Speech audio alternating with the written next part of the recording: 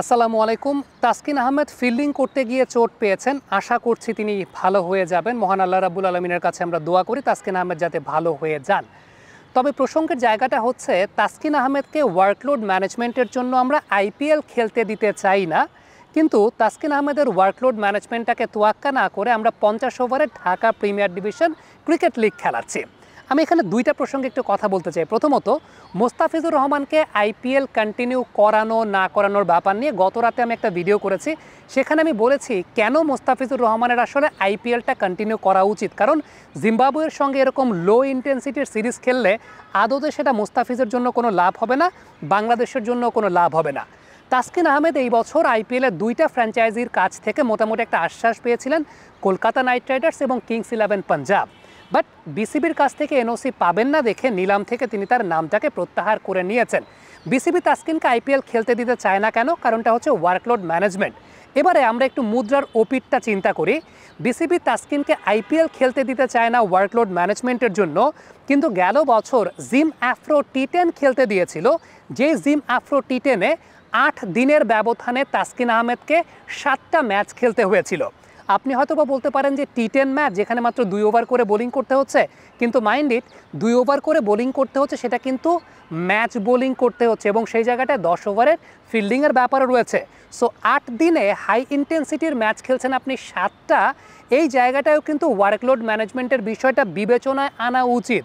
অর্থাৎ আমরা একটা টার্ম শিখেছি যে ওয়ার্কলোড ম্যানেজমেন্ট, কিন্তু ওয়ার্কলোড ম্যানেজমেন্টের ক্ষেত্রে আমার রুটিনটা কিভাবে চিন্তা করতে হবে এটা আসলে আমরা কতদূর চিন্তা করতে পেরেছি। আপনি যদি এবার ঢাকা প্রিমিয়ার ডিভিশন ক্রিকেট লিগটাও চিন্তা করে দেখেন, সেই ওয়ার্কলোড ম্যানেজমেন্টের চিন্তাতে প্রথম ম্যাচটা তিনি খেলেছেন 24শে মার্চ। 24শে মার্চের পর 2 দিনের ব্যবধানে 27শে মার্চ তিনি আরেকটা 50 ওভারের ম্যাচ খেলতে নেমে গেছেন। এরপর আরও 2 দিনের ব্যবধানে 30শে মার্চ তিনি আরেকটা 50 ওভারের ম্যাচ খেলতে নেমে গেছেন। এরপর 2রা এপ্রিল তিনি 2 দিনের ব্যবধানে আরও একটা 50 ওভারের ম্যাচ খেলতে নেমে গেছেন। তাহলে ওয়ার্কলোড ম্যানেজমেন্টটা আসলে কোথায় হচ্ছে? ডেফিনেটলি এরপর 6 তারিখ আবহনের শিডিউল পড়েছে, তাসকিন ম্যাচ খেলেছেন, এরপর ঈদের একটা বিরতির পর তাসকিন খেলতে নেমেছেন। সো ঈদের একটা বিরতি পাওয়া গেছে।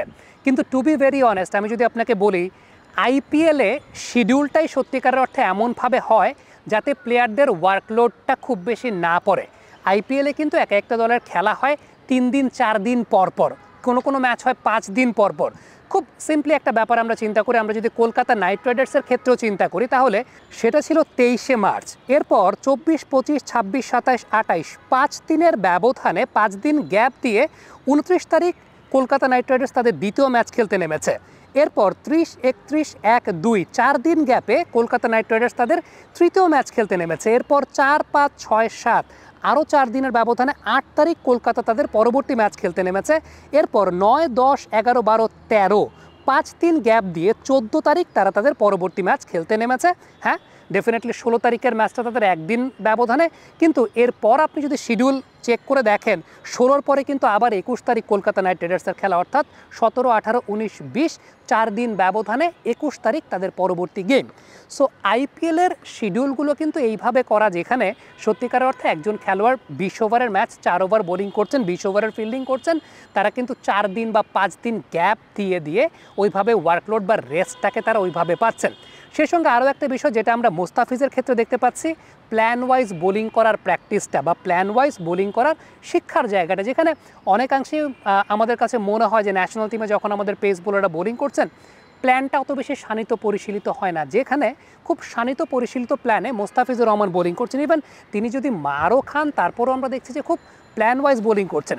সাপোজ আমি আপনাদেরকে একটা বিষয় বলি, তা হচ্ছে মোস্তাফিজ গত ম্যাচে যেভাবে মার খেয়েছেন ওই ম্যাচেও একটা বিষয় খেয়াল করে দেখবেন, মোস্তাফিজ যখন হোয়াইট বল করছিলেন তখন মহেন্দ্র সিং ধোনি হাততালি দিচ্ছিলেন।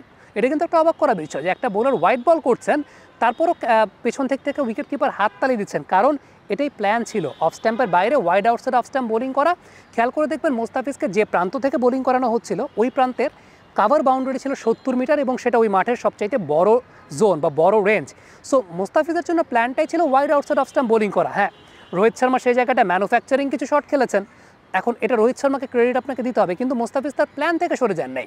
সো এই যে শিক্ষার জায়গাটা, এটা আইপিএলের দলগুলোর সঙ্গে থাকলে ওই টপ লেভেলের কোচিং প্যানেল, টপ লেভেলের অ্যানালাইসিস এবং টপ লেভেলের প্লেয়ারদের সঙ্গে যখন আপনি কম্পিট করবেন আপনার মধ্যে কিন্তু সেই জায়গাটা, অর্থাৎ আপনার বোলিং ক্যালিবারটা বা আপনার বোলিং প্ল্যানটা অনেক ভালো মাত্রায় শানিত পরিশীলিত হবে।